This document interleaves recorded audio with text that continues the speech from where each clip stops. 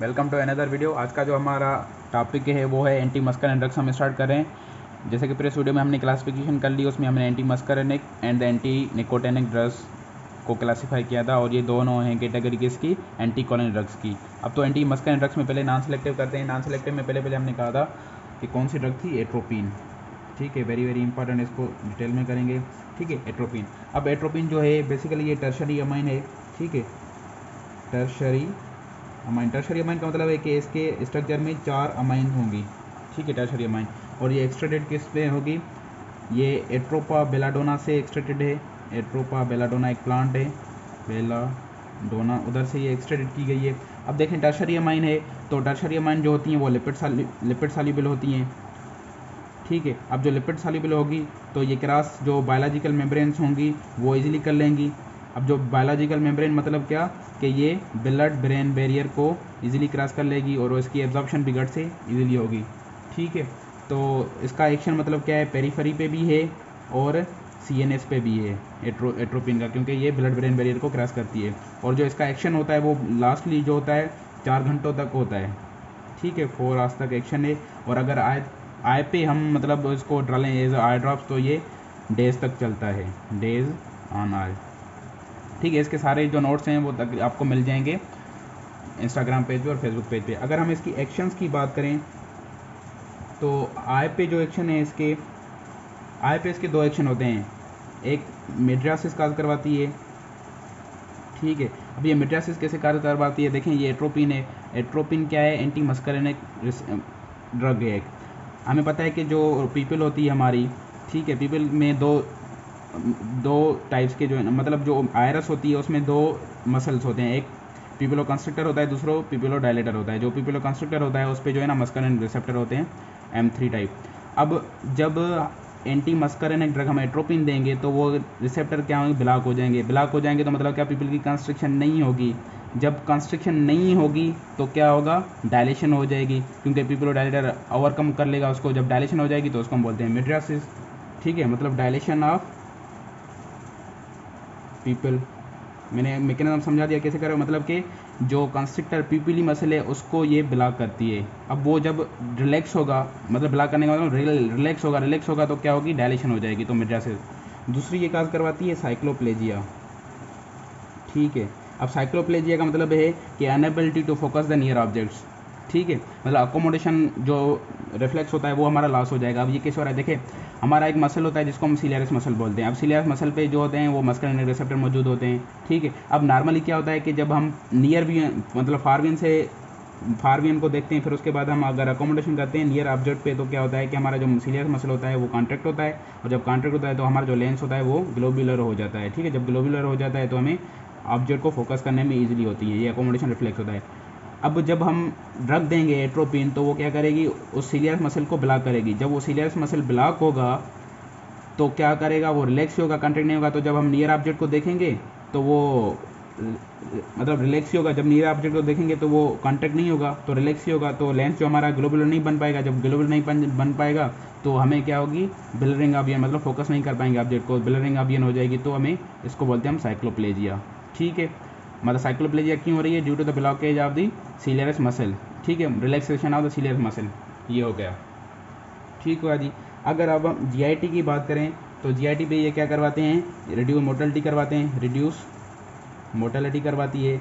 तो इस वजह से ये यूज़ होती है एंटी स्पाज्मोडिक एजेंट भी यूज़ होती है।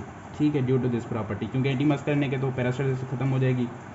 उसके अलावा सीवीएस, अब सीवीएस पे थोड़ा ट्रिकी है। सीवीएस की अगर हम बात करें तो लो डोजेस पे क्या होता है, ठीक है, लो डोजेस पे ये क्या करवाती है, ब्रेडी कार्डिया काज करवाती है।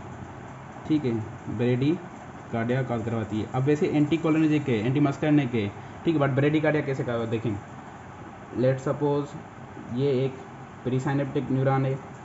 ठीक है, और ये क्या है, प्रीसाइनेप्टिक न्यूरॉन है और ये पोस्टाइनेप्टिक न्यूरॉन है। ठीक हो गया जी।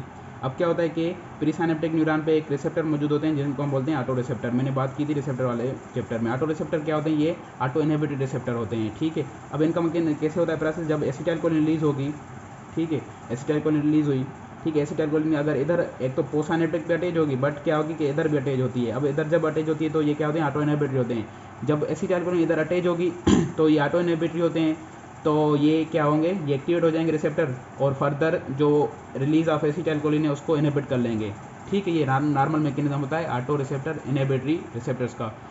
ये जो रिसेप्टर होते हैं ये M2 भी होते हैं, M1 भी होते हैं। अब सम बुक्स लिख रहे हैं कि जो एट्रोपिन वाला जो काम है वो जो इधर अवेलेबल हैं वो M1 रिसेप्टर होते हैं, M1 नहीं होते, M2 नहीं होते। लिपिन कोड में डॉक्टर नजीब केडी त्रिपाठी दोनों में, तीनों में M1 लिखा हुआ है, बट सम बुक्स में M2 भी लिखा हुआ है। तो आप M1 को ही कीजिएगा कि ये M1 are the auto inhibitory receptor. अब क्या होगा कि जब M1 को, ये ऑटो इनहिबिटरी रिसेप्टर हैं, ठीक है, मतलब क्या करवा रहे हैं, ये इनहिबिट करवा रहे हैं, नॉर्मली इनहिबिट करवा रहे हैं एसिटाइलकोलिन रिलीज को। जब हम एट्रोपिन देंगे, ठीक है, एट लो डोजेज पे क्या करेगी, ये इसके साथ अटैच हो जाएगी। तो ये एट्रोपिन क्या है, इसकी ब्लॉकर है। जब M1 ब्लॉक हो जाएगा तो एसिटाइलकोलिन इधर अटैच नहीं हो पाएगी, तो ये स्टिमुलेट नहीं हो पाएगा। जब ये स्टिमुलेट नहीं होगा तो एसिटाइलकोलिन रिलीज होती रहेगी, उसकी इनहिबिशन नहीं होगी। तो जब एसिटाइलकोलिन रिलीज होगी तो क्या होगा, लेट्स सपोज हार्ट पे हम कर रहे हैं, जब एसिटाइलकोलिन रिलीज होगी तो इधर भी फिर जो पोस्ट साइनेप्टिक न्यूरॉन है ये भी एक्टिवेट हो जाएगा, ये भी एसिटाइलकोलिन रिलीज करेगा, सेम मैकेनिज्म होगा। फिर एसिटाइलकोलिन और ज़्यादा रिलीज होगी तो हार्ट पे क्या होगा कि ब्रेडी, क्योंकि एसिटाइलकोलिन ने हार्ट पे ब्रेडिकार्डिया काज करती है तो ब्रेडिकार्डिया होगा लो डोजेज पर। हाई डोजेज पे क्या होगा, हाई डोजेज पे ये टेकीकार्डिया करवाती है, टेकीकार्डिया। अब टेकीकार्डिया कैसे करवाती है देखें, हाई डोजेज पे क्या करवाती है, ये जो हार्ट पे जो हमारे M2 रिसेप्टर होते हैं, कौन से M2 रिसेप्टर, ऐसे नोड पे, उनको क्या करवाती है, ब्लॉक करवाती है। ठीक है, जब ब्लॉक करवाएंगे तो एसिटाइलकोलिन का फंक्शन नहीं हो पाएगा। जब एसिटाइलकोलिन का फंक्शन नहीं हो पाएगा तो क्या होगी, टेकीकार्डिया हो जाएगी। ठीक है, क्योंकि एसिटाइलकोलिन का फंक्शन क्या है कि ब्रेडिकार्डिया काज करवाना, बट वो इनहिबिट हो जाएगा तो क्या होगी, टेकीकार्डिया हो जाएगी। ठीक हो गया जी, ये इसका फंक्शन था सारा CVS पे। अगर हम सीक्रेशन की बात कर लें, सीक्रेशंस की बात करें, सीक्रेशन क्या कराएगी, सारी सीक्रेशंस रिड्यूस करवाती हैं। तो उसके जैसे क्या होगा, जीरो स्टोमिया होगी, जीरो स्टोमिया मतलब ड्राई माउथ हो जाएगा। ठीक है, लेक्रीमेशन डिक्रीज़ हो जाएगी, लेक्रीमेशन डिक्रीज़ हो जाएगी। उसके अलावा ये स्वीटिंग रिड्यूस करवाएगी, रिड्यूस स्वीटिंग, ठीक है, जिसको हम बोलते हैं एनहाइड्रोसिस करवा देगी ये। ठीक है, और उसके अलावा ये decrease nasal and respiratory secretion भी करवाती है। ठीक हो जी, ये हो गया इसके एक्शन। अब थेरापेटिक यूज़ की अगर हम बात करें तो इसके कौन कौन से, अगर हम ऑप्थेल्मिक यूज़ की बात करें, मतलब आई पे अगर हम बात करें तो आई पे ये क्या करवाती है, मेड्रासिस का करवाती है। तो ये एज अ मेड्रासिस एनसाइक्लोप्लेजिया के करवाने की वजह से ये यूज़ होती है prior to the refractive error पे, जो सर्जरी मतलब रिफ्रैक्टिव एरर चेक करते हैं हम, उसके दौरान हम ये एट्रोपिन यूज़ करते हैं। उसके लिए क्यों यूज़ करते हैं, क्योंकि मेड्रासिस हो जाए मतलब ओपनिंग ऑफ द पीपल बड़ी हो जाए, और उसके अलावा जो हमारा सीलर मसले वो भी कंट्रेंट ना करे, जैसे हम लेंस को जहाँ हम चेक कर सकें कि लेंस जो है मतलब उसमें रिफ्रैक्टिव एरर कौन सा है। ठीक है जी, इसमें यूज़ होता है। अब क्या होता है कि एट्रोपिन तो यूज़ होती है ऐसे, बट बेसिकली क्या है, एट्रोपिन एक लॉन्ग एक्टिंग है, डेज तक एक्शन चलता है उसका आई पे। तो उस वजह से हमने शॉर्ट एक्टिंग जो है ना बनाए, शॉर्ट एक्टिंग ड्रग्स बनाई। ठीक है, इस यूज़ के लिए। तो उसमें कौन सी ड्रग्स हैं, एक है ट्रोपिकामाइड, ठीक है, ये भी क्या करवाती है, साइक्लोप्लेजिया भी काज करवाती है, और इसके अलावा मेड्रासिस भी काज करवाती है। और दूसरा है साइक्लोपेंटोलेट, ये दोनों ड्रग्स यूज़ होती हैं as a mydriatic agent and the cycloplegia agent. ठीक है, अब अगर इन केस हमें सिर्फ मेड्रासिस चाहिए, साइक्लोप्लेजिया नहीं चाहिए किसी सर्जरी में, ठीक है, कि मतलब चेक कर रहे हैं हम रिफ्रैक्टिव एरर्स, तो उसमें क्या होती है, एक ड्रग होती है फिनाइलेफ्रिन जो अल्फा एड्रेनर्जिक एगोनिस्ट है, वो यूज़ करते हैं, क्योंकि अल्फा रिसेप्टर मौजूद होते हैं डायलेटर पिपल पे, वो उसके एगोनिस्ट देंगे, वो एक्टिवेट होगा तो डायलेट हो जाएगी पिपल सिर्फ। और जो सीलियस मसल होता है उधर मतलब ना होने के बराबर होते हैं, तो उधर उसका एक्शन नहीं होगा तो वो काम नहीं करेगा, मतलब उस पर कोई इफेक्ट नहीं होगा। ठीक है, तो फिनाइल एफ्रीन देंगे, ठीक है, इफ़ साइक्लोप्लेजिया नॉट रिक्वायर्ड। ठीक हो गया जी, ये क्या है, अल्फ़ा एगोनिस्ट है। ओके, उसके अलावा ये एक फंक्शन आई पे हो गया।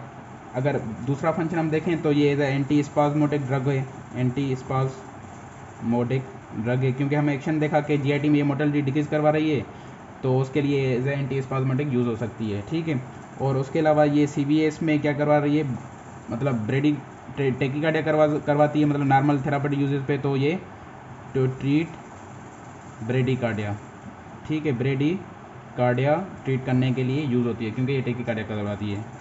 और उसके अलावा ये क्या है कि prior to the respiratory surgery ये क्या करवाती है कि हम देते हैं इसको कि जैसे सीक्रेशंस रिड्यूस हो जाएं, to suppress respiratory secretion prior to surgery,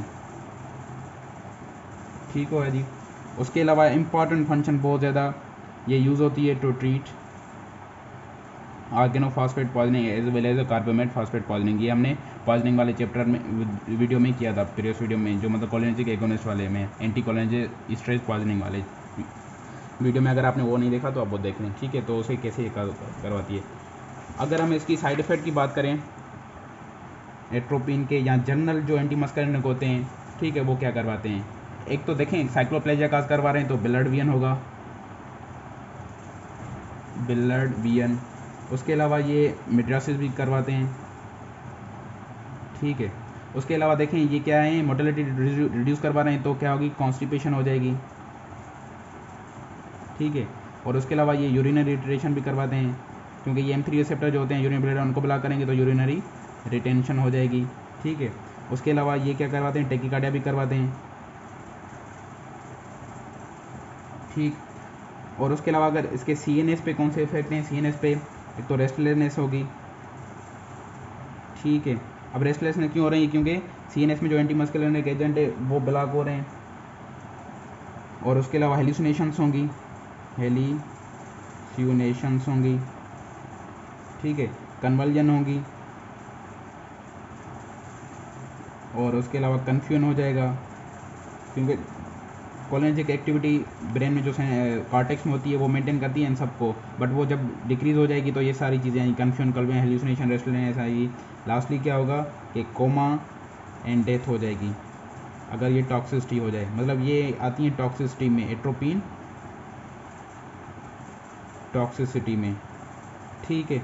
अब अगर एट्रोपिन टॉक्सिसिटी हो गई तो उसको हम रिवर्स करने के लिए क्या देते हैं, हम देते हैं एंटीडोट। उसका जो है वो हमने पढ़ा था कौन सा, फाइजोस्टिग्मीन, ठीक है।